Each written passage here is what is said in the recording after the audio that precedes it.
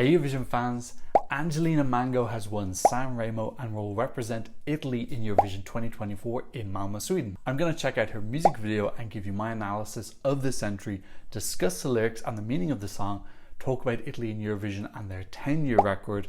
We're also going to check out the odds and the community rankings and talk about if this could potentially get Italy their second win in Eurovision in the last 4 years.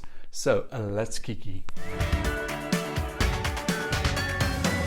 If you're new here, welcome. My name is Tom. I'm an Irish Eurovision analyst and you can find all of this stuff on my Eurovision channel. So the final of Sanremo was last night. It was a very exciting affair. It was very close between her and Jolie in terms of who was going to win. In the end, Jolie won the televote, but Angelina Mango did way stronger with the jury votes and she managed to win the trophy, and she has already confirmed that she will represent Italy in Eurovision 2024. So Angelina is the first woman to win Sanremo since 2014 when Ariza won. Francesca Michelin represented them in Eurovision in 2016, but she didn't actually win that year. She came second. Stadio actually won but refused to go. Ariza refused to go as well in 2014, and that's why Emma represented Italy that year. So it's not always guaranteed that the Sanremo winner is going to go to Eurovision because it's not specifically a national final. The artists actually need to confirm that they're going to go. So before we get into all the analysis about this entry and how it could do in Eurovision 2024, let's check out my first reaction to the music video. The song is called La Noia, which means boredom. This is Angelina Mango, One Anna Copain. I have no idea what this is. Oh, very interesting beginning. Ooh. Oh. Oh, this sounds very different. I'm getting like a jazzy electronic feel.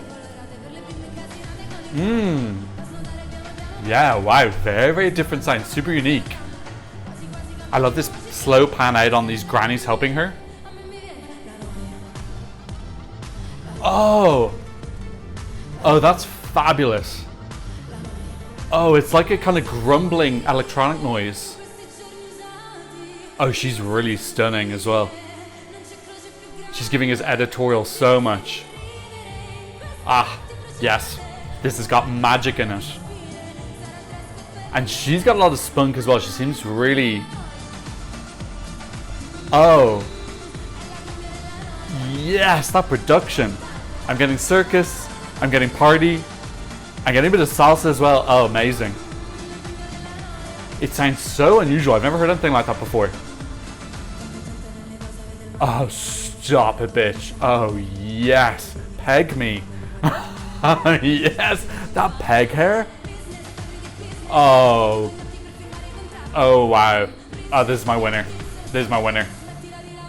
Oh, she's so badass. That hair is so cool. It's like a tree. But I love it's coming from her head. There's like these thoughts, branches sliding over her head. And the production in the verses. This is fantastic. Oh, wow, this is fantastic. Oh, it's so interesting and culturally rich. Shocking. Yeah, wow. And the attitude and the editorial. And we get a breakdown. Stop it. This is it. This is the one. This is the one. And her ability to perform, her switching up in vocal singing styles. Yeah, I'm sold. So playful. And then that guitar. It's saying, oh.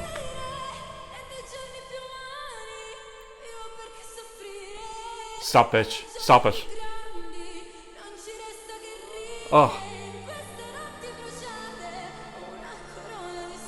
Gorgeous panning out final tableau. The same way we began. Oh, more. Yes. Amazing. I love that circus feel. That craziness. Yeah. Really fantastic. Oh, yeah. Absolutely. No, I'm sold. Yeah, that's magic. That is, I'm taking my headphones out for that.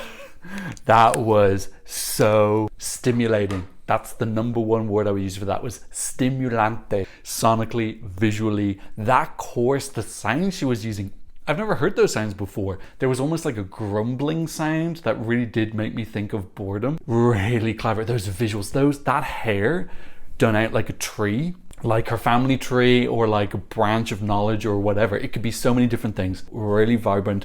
I loved her fashion. I loved her attitude. I love the way she switched between being very like angelic with her grannies, getting dressed in the right way, and then being a badass in the foyer with her boots. So much iconic stuff going on there. I'm totally sold on that music video. So fresh, unique, new, feels super Italian, high fashion, badassery, playful, whimsical. Stop it. Okay, back to the present day. As you can see, I'm very happy with this selection. Honestly, I've been running this channel since 2019, and I've only liked the Italian entry once, and that was 2019 with Mahmoud Soldi. Since then, I think their entries have been really respectable, absolutely, really high quality, lovely songs, but I just haven't resonated with them. I haven't massively enjoyed the songs.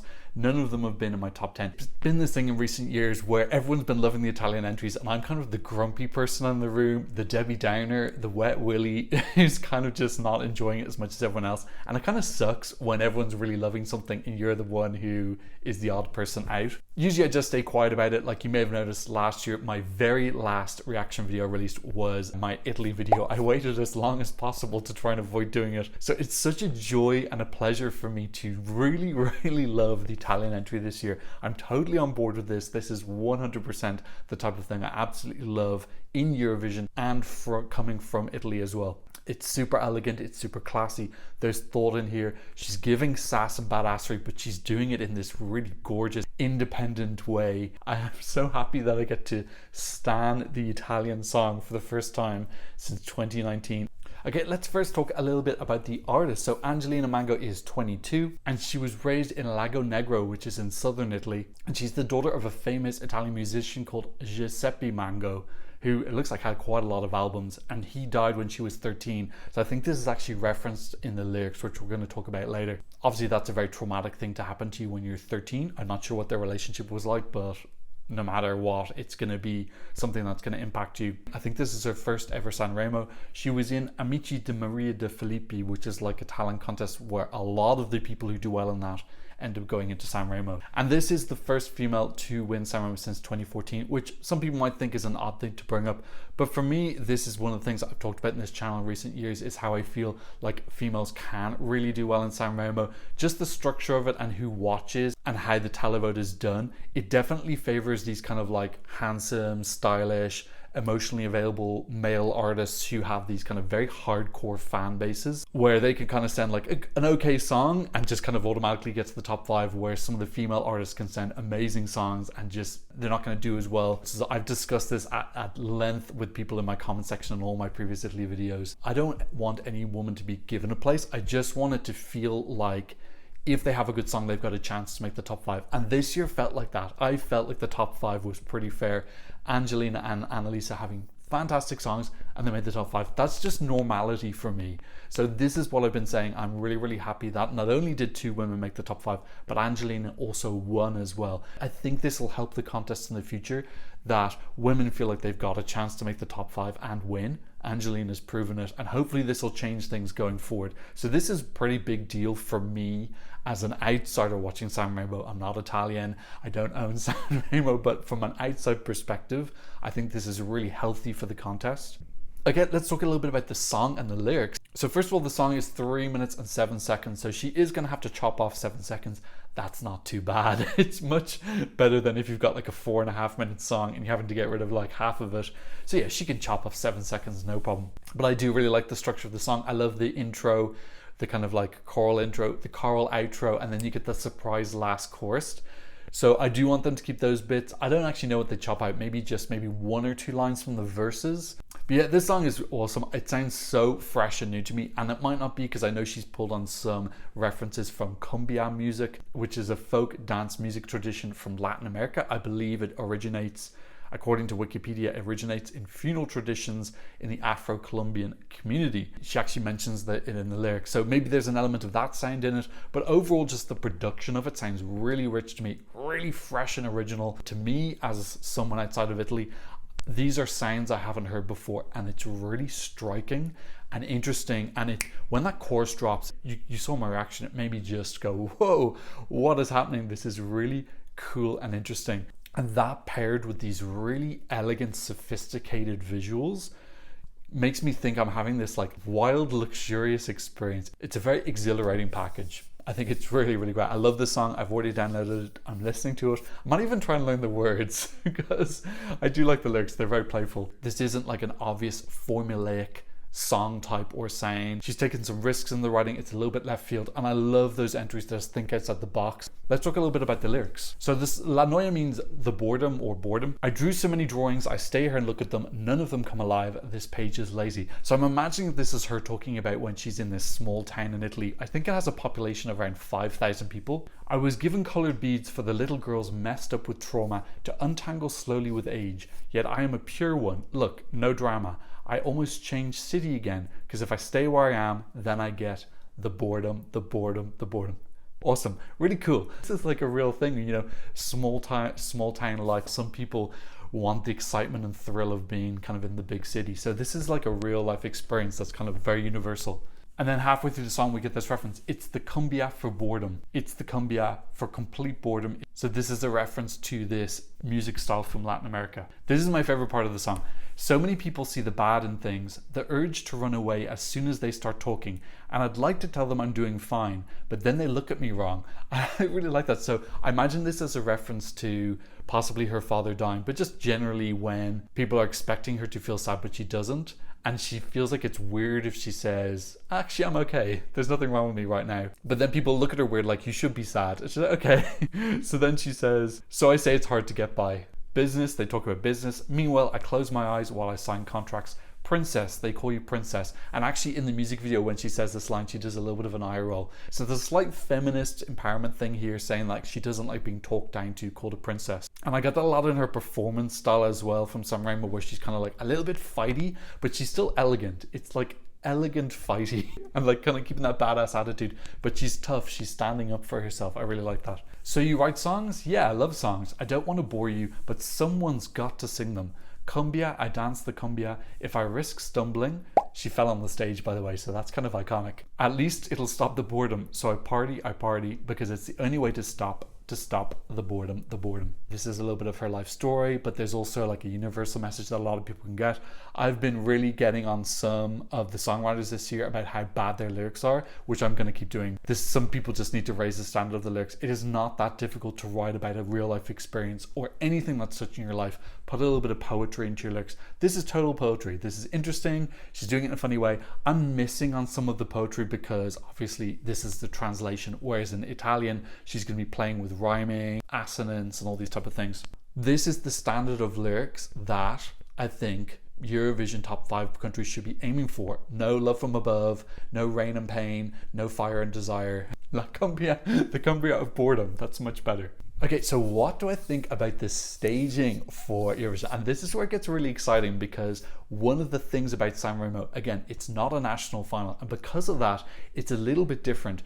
Usually when we see our national finals, for example, UMK last night, the Finnish national final, we had 7 acts, and we saw 7 complete packages. So we were pretty confident that what we were seeing is what would have gone to Eurovision. They were selling us not just them and the song, but what visual package are they sending. Sanremo is totally different because they're keeping on this tradition where it looks quite similar each year. You know, it has a little bit of a glow up, but fundamentally it is a very simple stage, and you need to win from the same stage that someone won 60 years ago. We don't get all these frills and whistles and gimmicks. It's very simple in the staging, so we don't really know what Angelina is capable of in the future. She's a very strong performer. She sang this fantastically. She had great confidence and poise. But we do have one other clue, and that is the music video, which I just reacted to. And that music video, I love that music video. The iconic moment for me, as you saw, is the moment with the pegs. And since I've watched that video a couple of days ago, I've had some different interpretations of it,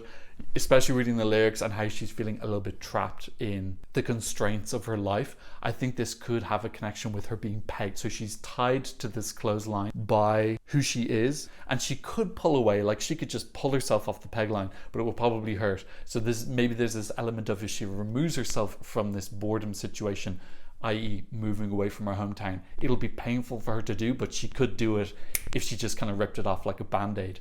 That might be me overanalyzing, but I like the way that it's a metaphor that's open to multiple interpretations. I also like that it's got a little bit of a connection with the family tree. It looks like all these different branches of the family. And then maybe there's traditional elements as well, in like having long hair and braiding it. We see that these girls are braiding her hair when she's in the sauna. The fashion is incredible. The bit where she's at the top of the stairs, and then we have these slow pans out of her looking really just absolutely stunning. We know the fashion is going to be incredible. Her looks in Sanremo, that hooded look was absolutely divine. So I'm confident that she's going to be bringing like high editorial fashion. I don't think she's going to be going onto the stage with like some off the rack pink dress from Claire's Accessories.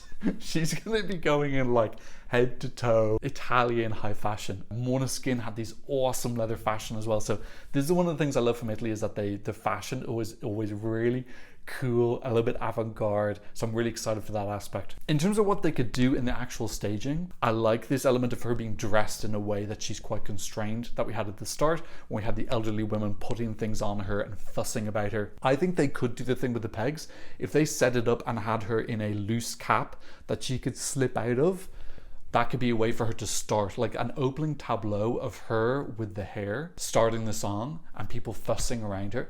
That's a wow image to start with. And then have her slip out, maybe do a little bit of movement. I would love 2 or 3 dancers, maybe female dancers, but then also looking really cool and editorial and high fashion. And then I want her to like slip out and then give us that spunk, that attitude, that kind of rolling your eyes. It's sassy and confident, but she's that girl. She's the it girl. I've got good faith in the Italian delegation, and I think that they obviously work with these super talented artists as well who want to show off. So I'm expecting something really stunning. So how's this going to do in Eurovision? Let's have a look at Italy's results recently. And if we look back at Italy's results over the last 10 years, we see they're ranked second out of all 44 countries. These results are absolutely incredible. Top 7 in 8 of the last 10 contests. Not top 10, top 7. That is absolutely insane. An average rank of 7.1. This is just mind-blowing, and I think this is fully justified because Italy sent these super high quality artists with these really quality, elegant songs, beautiful staging, just really the top tier of their music industry. 21st, that is Emma Moroni, who went instead of Arisa, who won Sanremo. 3rd place for Il Volo, 16th for Francesca Michelin. So these are the 2 women coming 21st and 16th. We do also have Nina Zilli, who came 9th in 2012. So since Italy returned to the contest in 2011, their best female result has been Nina Zilli in 9th. I think this is going to beat that, definitely. So this is great that we're going to have a female artist who's in the top 7.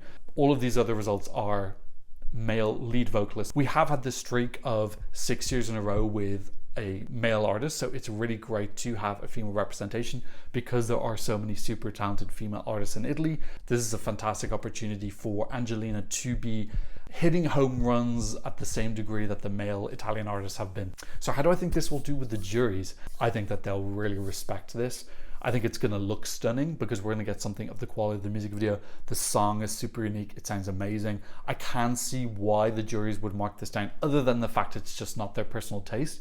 But I can't see them ranking it really low. There's nothing awful about it or anything. So even if it's not your flavor, it's not something I can see people putting at the bottom. And if you are coming in the middle and then you're in some people's tops, you're going to get a lot of jury points. So I'm expecting this to be top 5 with the jury, I think would be my estimate at this point. Keep in mind, we only have 13 of the 37 songs, and this year for me is super high quality. So I'm just basing that on compared to a normal year. This year might not be normal. With the televote, I'd suppose the same. Italy do pretty well with the televote. People like the quality of music that they're sent, and again, they're great visual packages. This, for me, feels like a song that would do as well with the jury as the televote. Maybe a little bit better with the jury, but it's not one that's like heavily skewed either way. So with that in mind, let's check the odds and see where is this in the odds currently, and it is in third. So Italy were already third before the song was chosen, and they've stayed there, and the odds look mostly the same. Usually if a song is chosen and it's overrated in the odds, it takes a while for it to tumble, but people aren't betting against this. I think this will stay in third, possibly drop 1 or 2 spots if something kind of more sparkly is chosen. But yeah, I think this will stay there. I think this deserves to be in around that third place spot. I can definitely see this as a contender to win. What is the staging going to look like? That's the biggest one. We really don't have any clue what type of concept she wants to do on the stage. Is she going to go for something storytelling? Is it going to be more complex? Is there going to be like a big reveal or a wow moment? That's going to take it to the next level. That means that she can win. And finally, what does the Eurovision fandom think about this? We'll take a look at the Eurovision scoreboard app. And initially when I checked this last night, I tweeted about how this went straight to number 1. Since then, it has dropped down to number 2. It is right behind Ukraine, just 3,000 points behind Ukraine right now. I think that top 3 is amazing, but Ukraine, Italy, and Norway. Again, these are 3 countries who are ranked in the top 10. Norway ranked 6th in the last 10 years. Ukraine are ranked 3rd, and Italy are ranked 2nd. So it's just the fact that there are just some countries who really are, they're just kind of a little bit of a league ahead. You know, we don't want to jump to conclusions yet because it's still early in the season, but you'd rather be top of the Eurovision scoreboard than not top of the Eurovision scoreboard, definitely. Okay, so that's what I thought about La Noia by Angelina Mango. What did you think? Leave me a comment in the comment section down below. Where does this come in your top 13? Thank you to Anna for supporting me on Buy Me a Coffee. No new donations on PayPal, but you can support the channel there too as well if you want. I'll leave links in the description. And of course, thank you to all my patrons all over the world for patronizing the channel. On my Patreon, you can get the original audio versions when my songs get copyrighted, some early previews of my videos. You can get channel updates, and you can be part of our My Eurovision Scoreboard group. So go check that out if you're a fan. But as always, thank you so much just for watching, and maybe leaving a like and maybe sharing the video. And thanks so much for watching. I'll see you in another Eurovision analysis video very soon. Goodbye. Blah, blah, blah, blah.